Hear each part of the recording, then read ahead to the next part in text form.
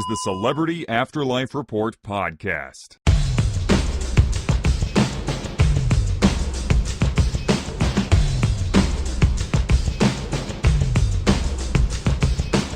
Oh, do I even really need to say it? You know what the deal is. It's time for another edition of the Celebrity Afterlife Report, the only show on the internet that gives you the up-to-the-minute gossip about all your favorite deceased celebrities. I'm your host, the Celebrity Medium, and as is true every week, I have some fascinating gossip from the next world to pass along to you, so let's make this happen, Cap'n.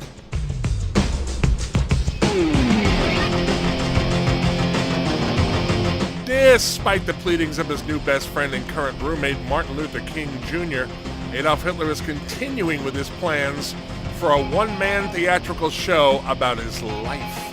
Encouraged by the studio audience's reaction to his recent appearance on the daytime TV talk show hosted by Merv Griffin and Tammy Faye Baker, Hitler, it seems, has been bitten by the Show Biz Bug. The word I've received from my sources says that Adolf has been quietly interviewing experienced directors and singing coaches. Yes, the former Fuhrer is planning on singing several numbers, some of them written by him during the autobiographical show. Now, if all this reminds you of the plot of the movie and Broadway hit The Producers, you're not alone. Some Next World print writers have noted the similarity in their columns and articles recently. From what I'm told, director-choreographer Bob Fosse is the favorite for the job of helming the show. Now, Fosse would be an odd choice, as he was well known for his flamboyant style of acting and dance direction, leading many to wonder just what this show is going to look like when it finally opens to the public. One of my sources caught up with Fosse the other night at the restaurant, owned and operated by former rapper Tupac Shakur. Now, Fosse never came right out and said that he had gotten the job, but he did laugh and say he was absolutely sure that the show would not resemble the fictional Springtime for Hitler depicted in The Producers. Now, that, of course, does not mean that it won't be equally as bizarre. Only time will tell.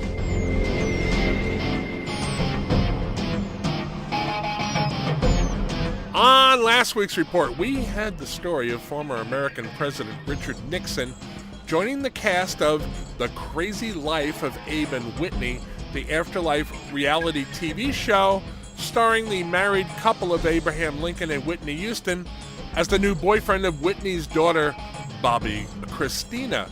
The producers chose Nixon, feeling that there would be fireworks between him and Bobby Christina's parents. As it turned out, while Whitney had an immediate negative reaction to Tricky Dick being paired with her child, Mr. Lincoln didn't know who Nixon was. Since Nixon's first appearance on the show, scenes showing Houston educating her spouse about his fellow Republican have been shot. Now, while there will almost certainly be friction in the Lincoln-Houston family because of his addiction to the cast, did I say addiction? I meant addition, excuse me. Opposition to his participation in the show has come from an unexpected source, Pat Nixon, Dick's earthly plane spouse and former First Lady. You see, in the next world, no one is obliged to stay with their partner from when they were alive, and it seems Mr. Nixon has decided to sow his wild oats. According to my sources, however, Mrs. Nixon is under a different impression. She's been giving interviews to all the tabloids and celebrity mags that will listen to the effect that, as far as she's concerned, she and Dick are still man and wife. She strenuously objects, to put it mildly, to her erstwhile husband portraying the boyfriend of another woman. My sources say that the tabloids are just eating this story up, and word is that the producers of The Crazy World and Abe and Whitney may actually be behind Pat Nixon's hissy fit as a way to hype interest in the show.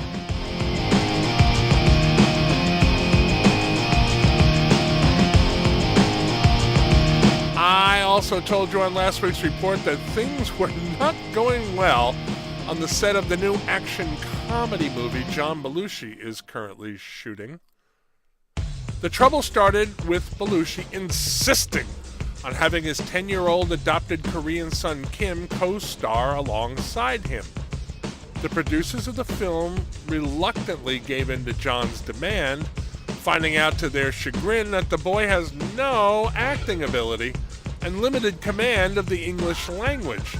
Word from the set is that young Kim has not improved at all over the past several days of shooting, and that his dad is not helping the situation by continuing to make excuses for him. A source close to the executive producer of the movie informs me that out of desperation, the producers have come up with a sneaky way to deal with the situation. Scenes featuring the boy are being filmed in close-up with only him in the camera frame. Now, Belushi has been told that this is to showcase Kim, but in reality it's so that he can be cut out of the movie as much as possible in post-production. The script has been rejiggered so that removing Kim from the picture won't affect the storyline. Now, one can only wonder whether John will figure this out before the picture is wrapped, and if he doesn't, what his reaction to this deception will be when he does find out about it.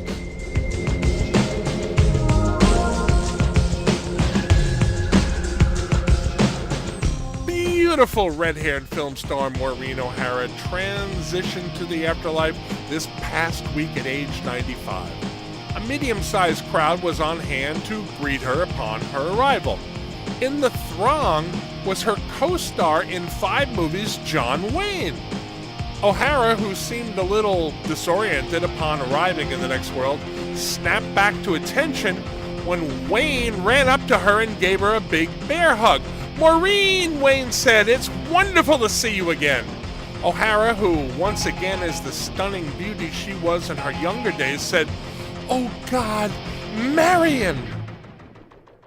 Wayne's real name is Marion Morrison. Now at that, Wayne, who according to sources is never seen in the afterlife public without his trademark cowboy hat and boots, let go of the hug, dropping O'Hara to the ground. Eyewitnesses said that his smile immediately turned into a scowl and that he turned and walked away from his old friend without another word. While Wayne is not commenting publicly on the incident, rumor has it that her using his real name offended him, as he is still, as they say, living the gimmick in terms of trying to be the larger-than-life John Wayne character 24/7. I'm told that as O'Hara picked herself up off the ground, she seemed confused and stunned by Wayne's behavior. I mean, and who wouldn't be?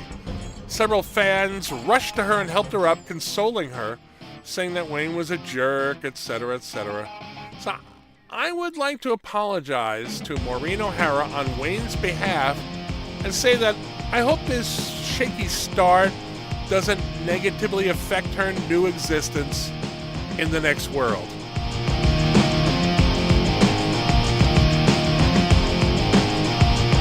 And on that odd note, I am going to lock up the Celebrity Afterlife Report studio for another week.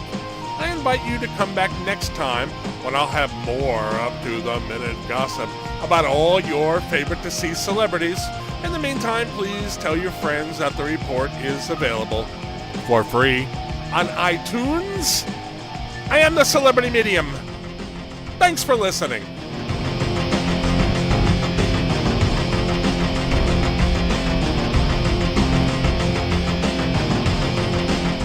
You've been listening to the Celebrity Afterlife Report podcast. To ask a question about your favorite deceased celebrity, call 818-3-MY-DREAM. 818-3-MY-DREAM. 818-369-3732.